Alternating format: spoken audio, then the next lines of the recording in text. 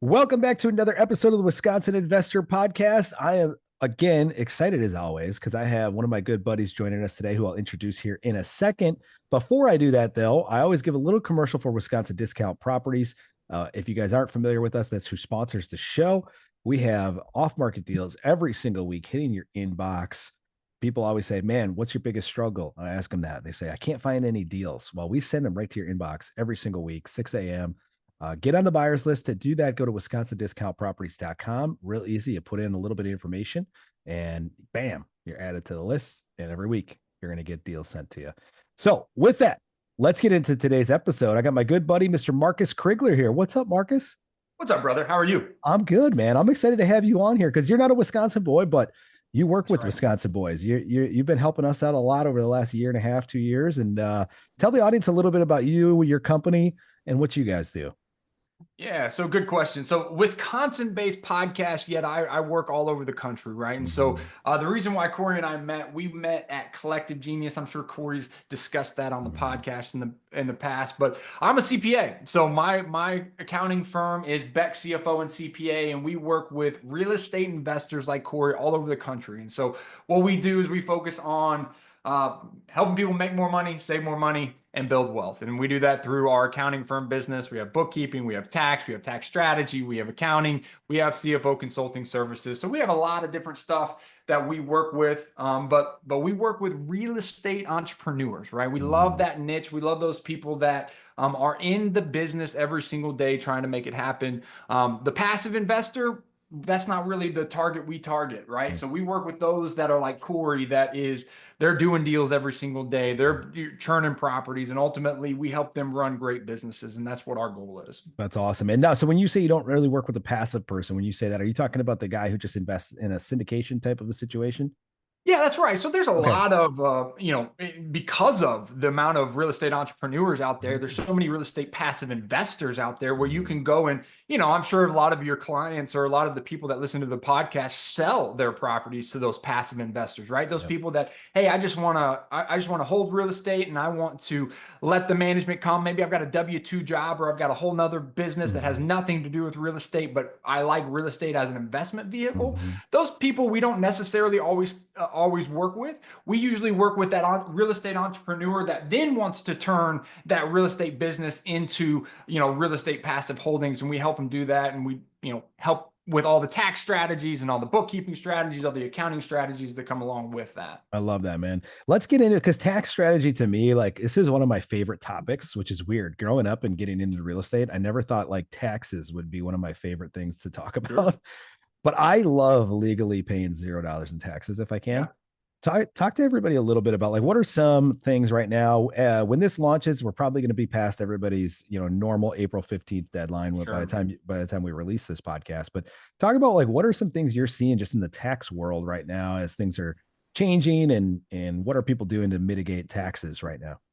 Yeah, well, that's a great question. So, most of us over the last half a decade or so really took advantage of, especially if you've been in real estate, really took advantage of the Tax Cuts and Jobs Act, which really took into effect in 2017, but really fully took place in 2018 and has kind of been going since that point in time. And the reason why I talk about this is because that is the act, that is the law that put into action the 100% bonus depreciation, right? And so when most people think real estate tax strategies, they think depreciation, they think buying assets and being able to write an appreciating asset off and being able to write off an appreciating asset, right? And so that's a lot of, really 2018 to 2024, that's what a lot of people really focused on, or sorry, 2022. But then in 2023 and 2024, that depreciation started to wean away, right? And so if you don't know what I'm talking about, that's okay. We can talk a little bit about more specifically what that is. But basically, depreciation is just simply a tax write-off. It's not cash that necessarily leaves your bank, but the IRS allows you to write off a portion of any investment property, or quite honestly, any investment asset. It doesn't have to necessarily be a property, but any asset over a period of time. And the IRS tells you how long you can write it off. And so what Trump did back when he was elected the first time, he enacted the Tax Cuts and Jobs Act, which was that 100% bonus depreciation, or a lot of things in that, but 100% bonus depreciation was one of those. That's been weaning away. And so a lot of my clients have been like, hey, what do I do? What do I do with all of the depreciation that I was able to offset our current income with, and now I'm not able to do that? And so some of the answer is not the best answer, right? Some of it's we got to pay taxes, right? Some of it's we got to pay a little taxes. And so it's not fun, but this is the reason why we do what we do in our organization, is because sometimes it makes sense to pay taxes. And I know from most people, they're like, I don't even want to hear you say that. I was about to end the podcast right now. I was like, wait, all right, we've had enough of Marcus. I'm just kidding. I don't blame you. But that's the answer. Like right now is we are not in a period of time where you're able to get your taxes down to zero unless you're heavily investing, right? Well, the problem with heavily investing right now is we are also overall in the real estate market in a kind of a cash tight perspective, right? And so there's not a lot of real estate that's necessarily being bought and purchased and held by real estate entrepreneurs, right? Because a lot of times they're having to dispo those properties right now. And so once upon a time, you could maybe buy 10, 15 properties in a year, which for somebody that's new may sound like, oh, I'll never be able to do that. But for somebody like Corey that's been doing this, buying 10, 15 properties in a year, like he could do that in a month, right? And so, these people were so invested in buying these properties and offsetting their taxes. Now they don't have that. And the IRS is not paying for some of that down payment.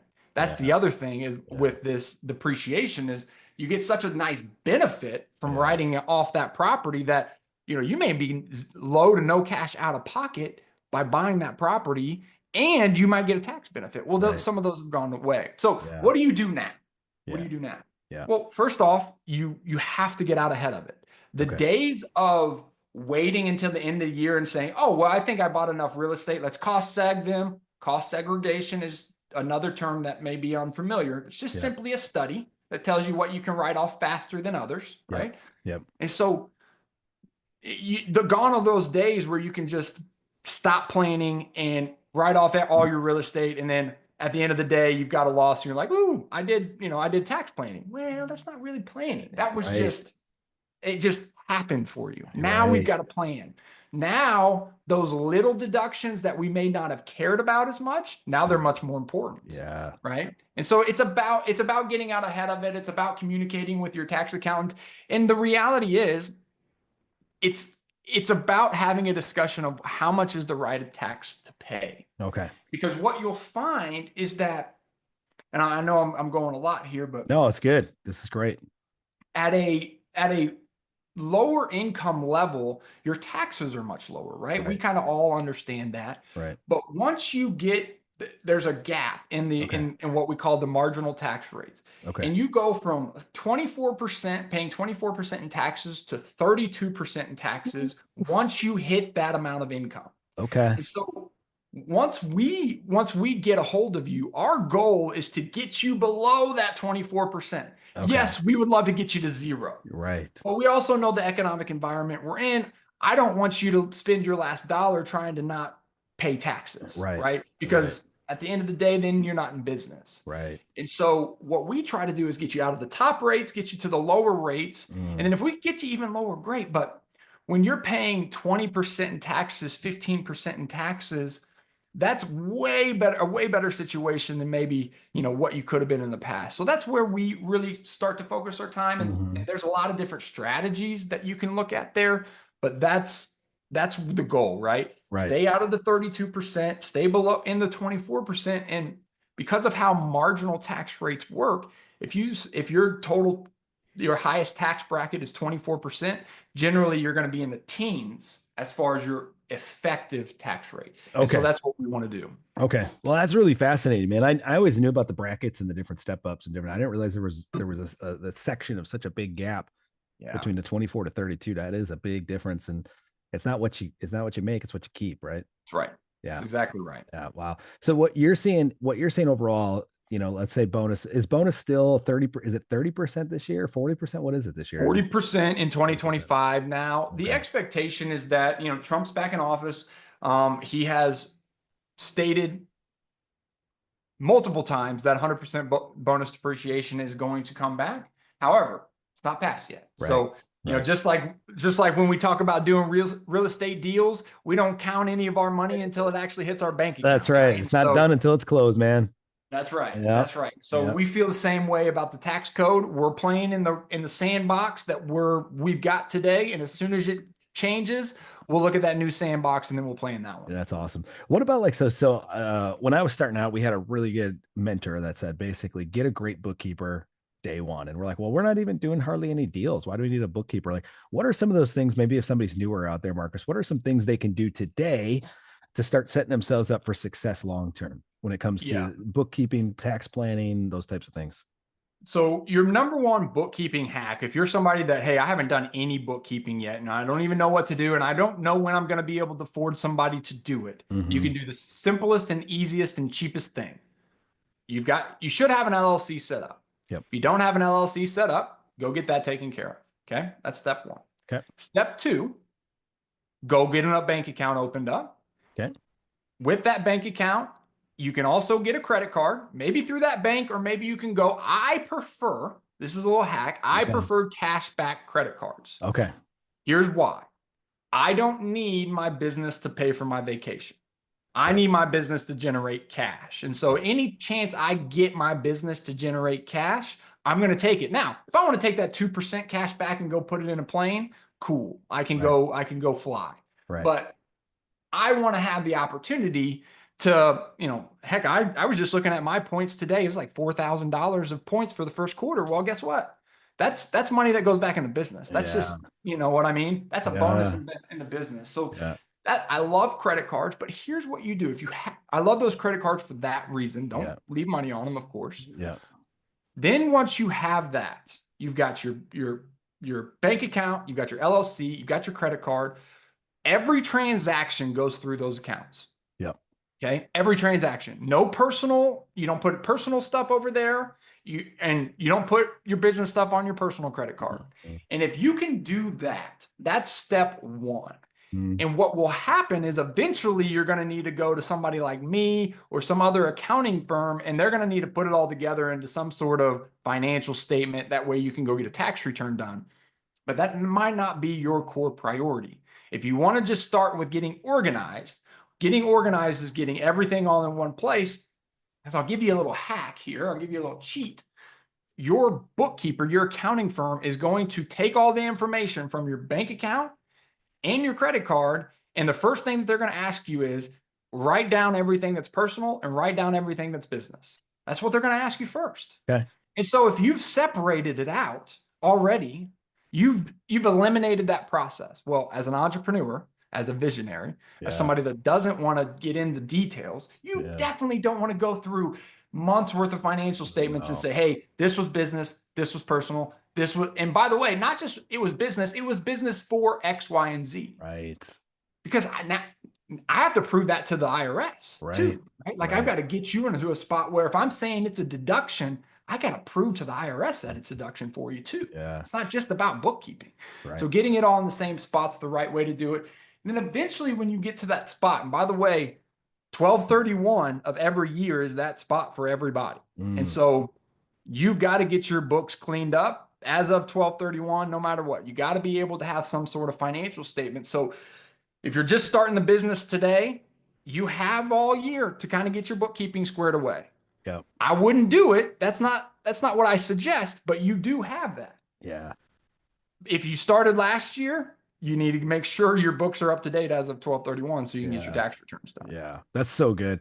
I love that idea because when we started, Marcus, we didn't know a lot of this stuff. We had gotten a bookkeeping company, but we didn't really like keep up with it. And then they would hit us up like every quarter, every 6 months and be like, hey, can you go back and tell us what all this stuff was? And I would get so frustrated because I'm like, I can't remember what I did yesterday. How am I supposed to Right. remember all this stuff? So like just keeping up with it. It's now that we work with you guys. You guys have a cool little system that like you'll send us a little ping, a couple times a month. That's like, hey, we don't know what these charges are. Go and put some detail in, and then it categorizes them, and it's so much easier than what we used to do. Of like we'd get an email once every couple of months, maybe a quarter, once every 6 months. And it was like, oh my gosh, and it's a laundry list of like 100 things. And I'm like, dang it, like this is the last thing I want to do. I want to go do deals. I don't want to be Yeah. out categorizing expenses, you know. Absolutely. I love that idea.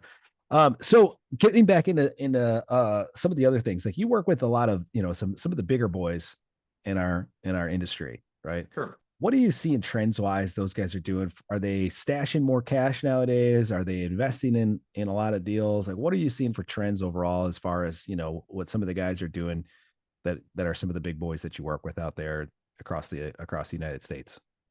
Yeah. So if I would say the one similarity across all of them would be, I would sum it up in one word, and it's shift, Okay. right?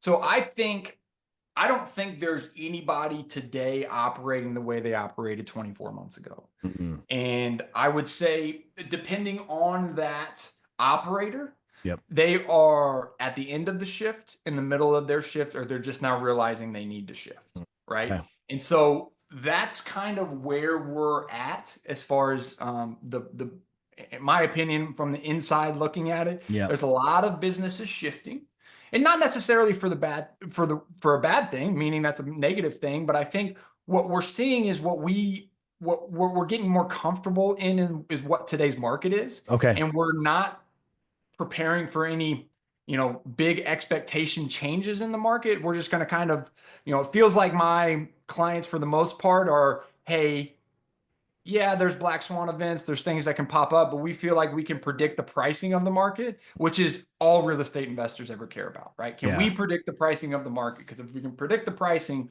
we're good. It doesn't Right. matter if the market's up or down, we just need to be able to predict it. Mhm. And so my clients feel like they're confident in getting their ARVs right, which is, new. And, at one point in time, their ARVs were way too low because the Yeah. market was going up. And Yeah. then they shifted and their ARVs were way too high and they were, overpaying for properties. And now we feel like, okay, I think I know what the ARV is. Yeah. I've got to change some things in my business to make this work, but I can make it work. Yeah, no, that's so true, man. We saw that too in our business when interest rates skyrocketed. Everybody pulled back, dude. We ended up flipping a ton of properties, which we don't flip hardly Yeah. anything in our business, but everything pretty much for us is wholesale, or if it's a bigger deal, we're gonna look at maybe buying and holding it. But we saw that we had to start flipping a bunch of stuff because Yeah. none of our investor buyers were confident in what they could buy that thing for and then resell it for 4 6 months down the road, right? And Sure. now we've seen probably we saw it a little bit earlier. I would say within the last 12 months here in Wisconsin, we've seen a lot of investors kind of come back to the table, and Yep. they're pretty comfortable. They're buying deals on a regular basis. The same guys are showing up at every week. They're showing up looking at deals, and they're staying pretty consistent. So I think we've seen that now. Like it's nice to just have, like you said, I don't care where interest rates are at, as long as I know what the market's going to roughly be. I can make my buys, right? Right. Because we make our money when we buy, right? So, Yeah, yep. absolutely. And I think it's a really good point that you made there as far as the fix and flippers coming back into the market. I, again, no market can sustain not having activity in it, right? So the Right. activity's got to come back. Obviously, individual companies, they can't stop flipping and keep the business open. So that's got to Mhm. come back. But I think the other thing that has helped with it, all of the kind of the flipping coming back is we need it.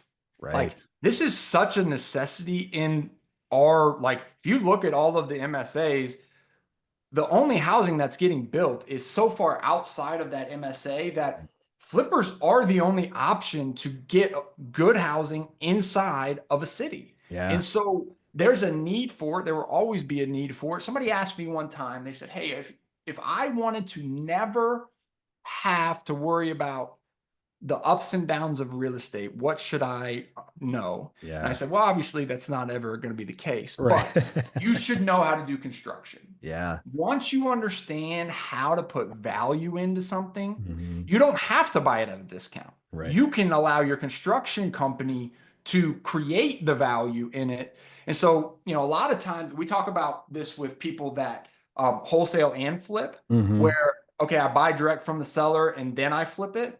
Well, if you buy direct from the seller at a retail price, what I'll say retail for a flipper, you didn't really buy it at a discount, Right. right? You didn't. So we talk with our people that do wholesale and flip. They Hmm. should buy it at a wholesale fee. They should get a wholesale fee for it, and then if they add extra value to it, then they should get a profit from the flip too. So there's two profit buckets in that transaction, and I think what a lot of people have realized in flipping is that we've got to at least be in one of those buckets. We Right. have to. Yeah. Otherwise, we're going to be in trouble, if not both of them. Yeah, for sure. And I think you brought up a really good point. I've been preaching this to a lot of people that I talk to on the investment side who are worried about like a market crash, right? Like that's everybody's concern. And I've been in real estate since 2016. Every single year I've had the naysayers that are like, well, the market's going to crash. The market's going to crash. And here we are 9 years later and they're all kicking themselves. They weren't buying deals back in 2016, right? Same is going to be true today. The inventory is so low across the country, especially for affordable housing, right? And what you're talking about here, Marcus, is they can't build an affordable house anymore for what a flipper can buy it for and fix it up and then resell it for. So the competition, your competition is not new construction.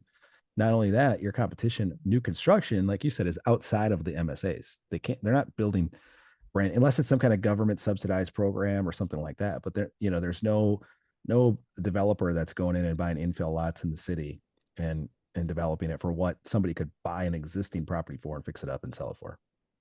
Not competitively priced, Right. right? I mean, because you have to go in, you have to destroy a something that's already existing, right? Mm-hmm. These MSAs are already full, so you got to wipe out a building, you got to wipe out a block, and then your cost per lot is so high to do that it just doesn't make sense. So you're right. Exactly. You have to have subsidized housing, and a lot of times they're not doing that. They're not doing single family homes. They're going Mm-hmm. to do a multi, right? Because they Right. can build up. They can put Correct. 150 units on, that size of a lot instead of 10. Correct. They're gonna get some density going in there That's right. because there's a shortage. There it is. Exactly. Right. And they want that tax base up too. Right. That's another. 100%. That's the other thing. Yep. That's another piece. What about like some of the new construction guys? You work with new construction guys at all, Marcus? Yeah. You do. What that's been kind of a hot topic for some folks I know around the area. Some of the guys that I know that were flipping have now they're a segmenting or they're doing new construction along with flips. What are you seeing a similar trend to that where they're starting to do some onesie twosie new construction deals and adding that to their repertoire? I am. I think, to your point, the inventory is still low. And Mm-hmm. so for somebody that has a construction team and knows how to do construction, you've still got to keep them working. Right. And so part of that is, you're building infill lots. Mm-hmm. There's infill lots at discounts of developers that didn't do well, or maybe they need to get out from underneath them, or they didn't plan on the interest rate hikes or whatever. Mm-hmm. So, buying a discounted lot is no different than buying a discounted house. And Right. so in that realm, there's people that are going out finding those discounted lots that make sense to put some sort of unit on.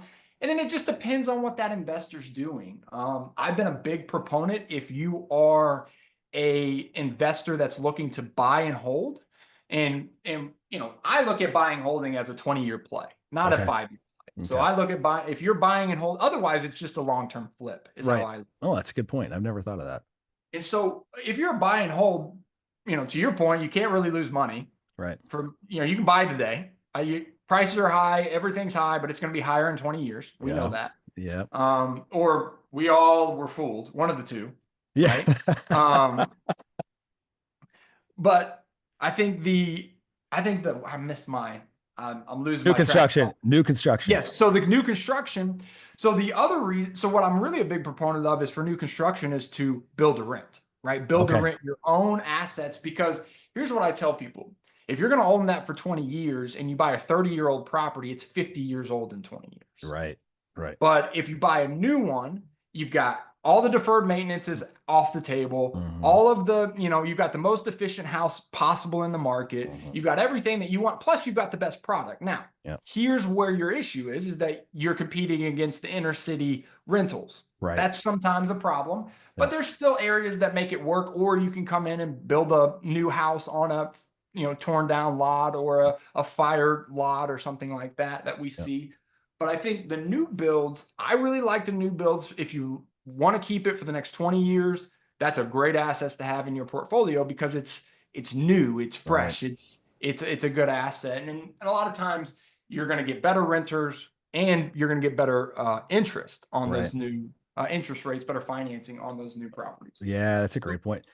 You know, one of like the that, go ahead. I was gonna say one of the things I always hear too, or I let people know too, is like they're looking at maybe a big rehab, right? And it's gonna Yeah. need a new furnace and an AC and windows and a roof and siding and all this stuff. And I'm like, I love those if you can get a discount on, like if you can buy it at the right price.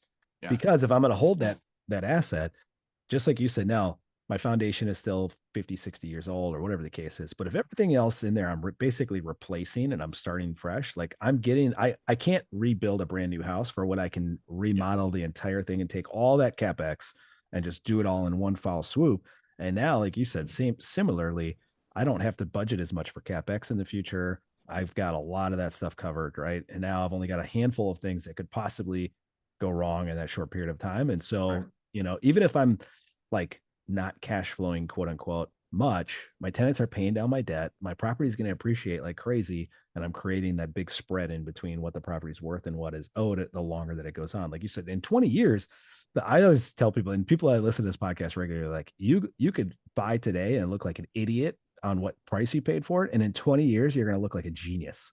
People are Oh like, yeah. man, you are so smart to buy that property. And they'll forget 20 years ago, they called you an idiot for what you paid for it today.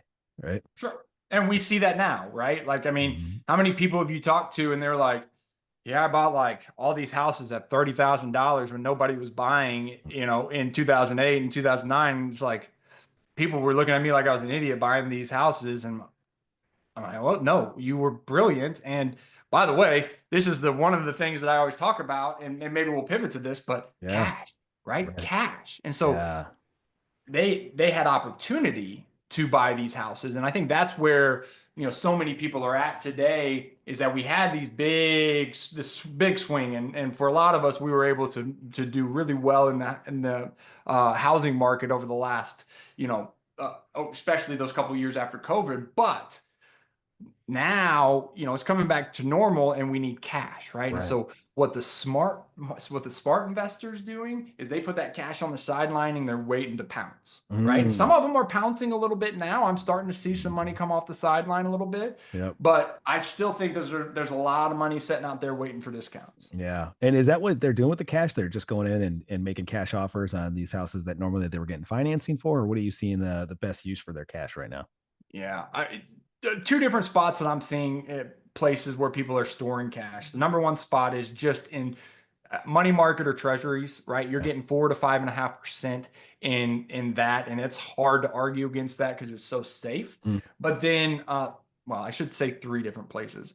Then they're becoming their own hard money lender, right? So they're lending on their own properties that maybe in the past they would have gotten and got third party financing or whatever. And then I'm seeing a lot of people getting into the hard money lending business. Mhm. Maybe not in the tune of, hey, lending out $20 million a month or something like that, but having $1 million setting on the sideline and deploying it into their market, and and helping maybe flippers or some of the other people that I always tell people, if you want to get into hard money lending as a real estate investor, super easy. Only lend on a property that you would have bought for the purchase price you would have bought of that, and then worst case scenario, you end up with a property anyways, Yeah, right? exactly. So Yeah.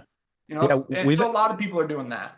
We've actually started to do a little bit of that too. Like we're not trying to go out and start a fund or anything like that right now, but for people that we have relationships with and that we know, especially our employees, we lend to a lot of our employees, but we're starting to do a little bit of friends and family, hard money lending. We'll see where that goes and we'll see if it continues to grow and all that sort of stuff. But I enjoy it. Like you said, it's fun to get involved with some deals and partner with some other investors and be a part of that whole process more than just giving them the deal, and supplying Sure. the deal. Now we can also supply them some cash potentially for their deals as well. So that's been kind Yeah, of fun. That's been kind that's of a pretty fun thing. exciting. Yeah, it Yeah. makes it makes it even more of a one-stop shop, right? If you can, Right. if you're like, hey, here's the deal. Oh, and by the way, I can help you out with the financing on it. That helps them out a lot too. Yeah. So Yeah. I would encourage you to keep, going deeper into that as you see fit. Yeah, for sure. For sure.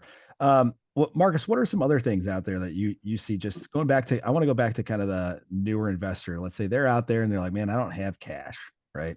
What are they doing, or how are you saying, like, what would your advice be to somebody to try to get their start? Like, what are they doing as far as from a cash management position or from a planning position or something like that? Totally, totally. So the first thing I will tell you is recognition, where Okay. you're at in business. And so there's four phases of business. Every entrepreneur goes through it. You hustle, you got to secure, you got to expand, and then ultimately you exit. And no matter what you do, you're going to kind of be in that realm, right? And so most of your newbies are in that kind of that hustle stage. For sure. And what happens in the hustle stage, you're going to remember. So you're going to hustle, secure, expand, exit. Okay. What happens in the hustle stage is we don't go through this period of security, Mm. right? And so in hustle, you should be thinking about, how do I secure my business the best possible Okay. before I expand?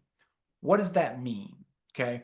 Well, that means a lot of different things are going to happen, right? Number one, we're going to have a cash position that is supporting our monthly expenses. Okay. Okay. That includes your personal expenses. Okay. And so as an entrepreneur, you don't have the ability to expand unless your business is paying your salary, Mm. right? And so that's a big belief that I have, is you're not a business owner until you're getting a salary out of your business. And it's the same salary every single month, no matter what the month is, no matter if it's a good month, a bad month, you get the same money every single month. Okay. That's number one. Got to have that. Okay. Some people call that profit first. I don't call that profit first. I call that paid to work. Like, Yeah. you're working in your job. That's Yeah. what you're paid for. You're getting paid to work. Yeah. That's right. Pretty basic. Yeah.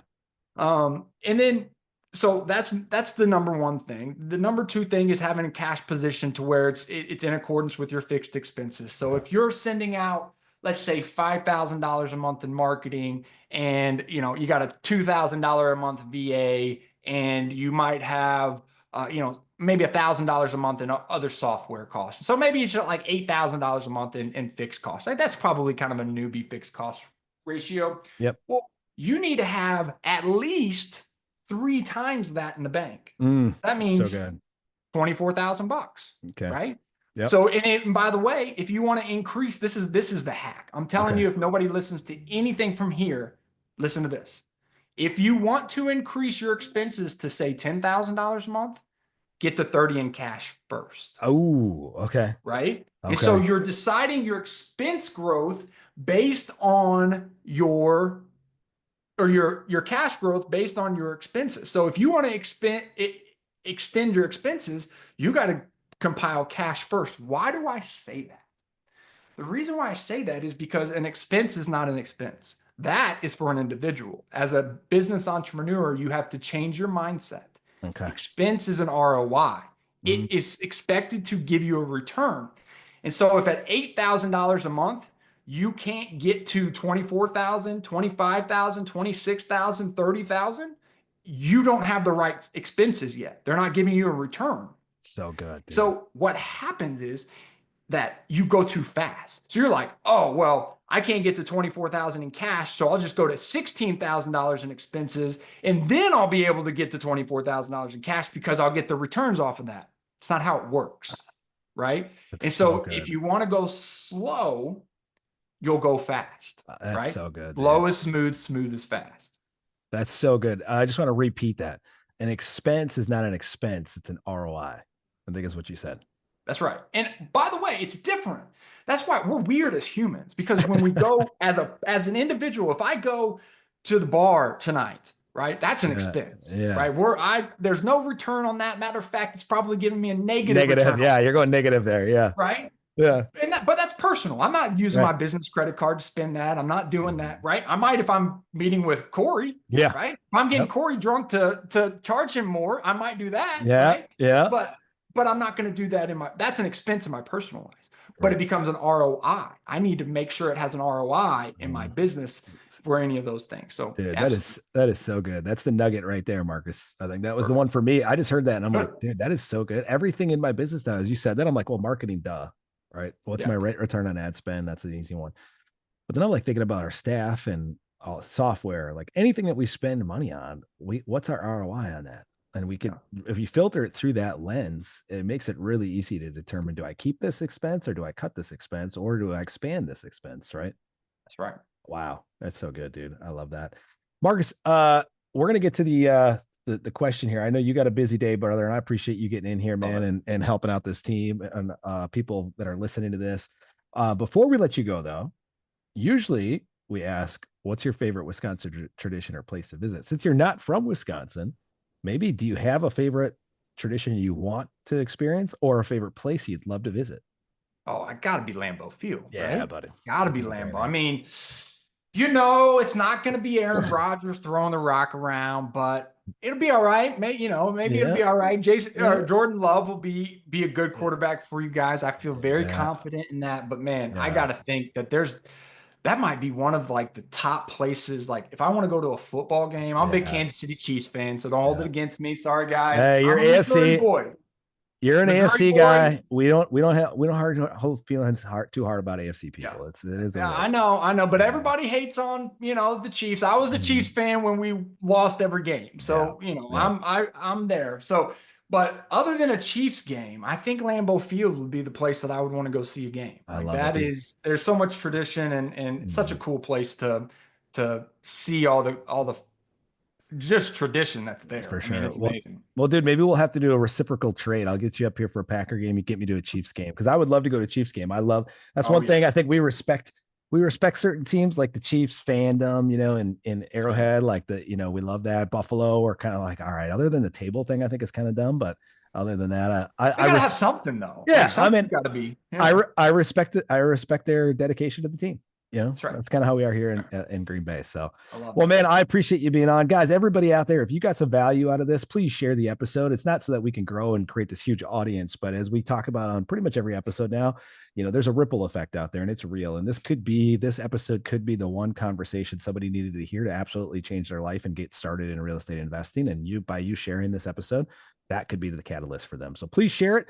If you're out there and you're like, hey, Corey, earlier I heard you talk about getting on the buyers list at Wisconsin Discount Properties, but I'm not ready to do that yet. I'm just getting my feelers out there, right? Just go to our website, fill out the contact us form, and that'll go to myself or Reese or Connor on our team. And one of us will give you a call and we'll just have a conversation with where you're at, what kind of help you need. And we'll try to point you in the right direction and get you connected to some folks to get you on your way to getting involved in this fun, crazy life we call real estate investing.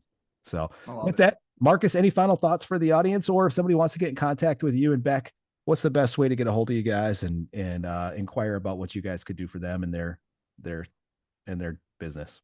Yeah, totally. So first off, I want to second Corey, share this episode, make sure and like, subscribe, all that stuff that makes these podcasts work. Here's a little secret for you. If you share this stuff, what you're going to find is that people on your contact list don't know what you do.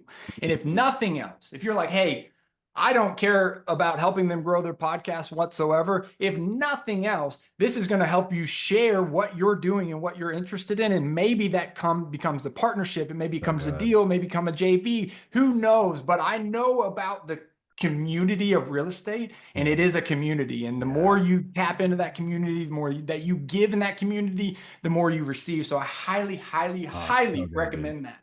Yes, that is so good. Um, Lastly, if you want to get a hold of us, again, we work with people all across the country. We'd even work with you in Wisconsin as long as Corey allowed it.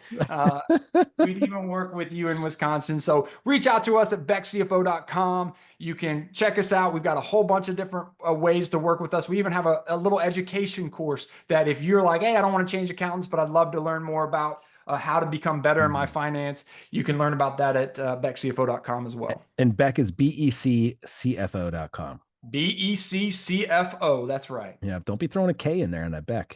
No Ks. You're going to get some weird websites if you go to Beck with a K CFO. That's right. You don't want to go there.